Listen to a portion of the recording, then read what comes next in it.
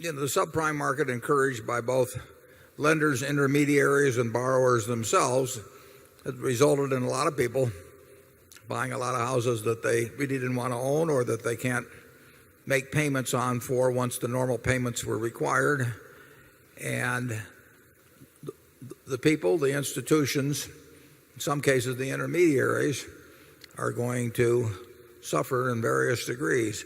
Now, the question is whether it spills over and starts affecting the general economy to a big degree. And my guess would be, it's quite severe some places, but my guess would be that if unemployment doesn't rise significantly and interest rates don't move up dramatically, that it will be a very big problem for those involved, and some people are very involved, some institutions are very involved, but I don't see it.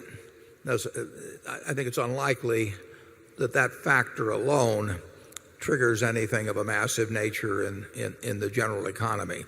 I think I've looked at several financial institutions. I've looked at their 10Qs and 10Ks, and I've seen that a very high percentage of the loans they made in the last few years allowed people to make very tiny payments on the mortgages, but of course those subnormal payments increased principal so that they had to make above average payments later on at some point.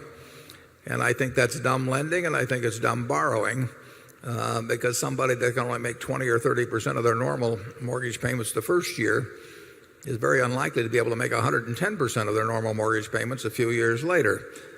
Those people and those institutions were largely betting on the fact that house prices would just keep going up, and it really didn't make any difference whether they could make the payments. And that worked for a while until it didn't work. And when it doesn't work, you have an abnormal supply of housing coming on the market, similar to what happened in manufactured housing, the business we're in 6 or 7 years ago. And that changes the whole equation. From people on the demand side, you no longer have people thinking they're buying something that's bound to go up, and then you have the supply coming on from the people who were anticipating that before and really don't want to own the asset unless it's going to go up. So you'll see plenty of misery in that field. You've already seen some. And I don't think it's going to be any huge anchor to the economy. A lot of what went on was a combination of sin and folly.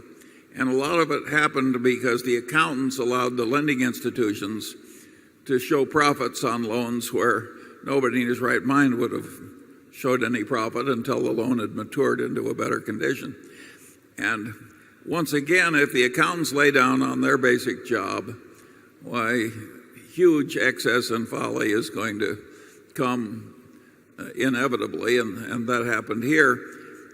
The national experience with low interest starter home loans to what I would call the deserving poor has been very good.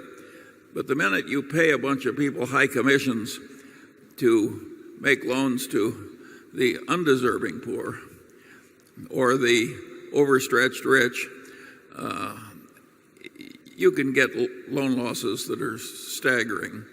And I don't see how the people did it and still shaved in the morning, because looking back at them was a face that was evil and stupid.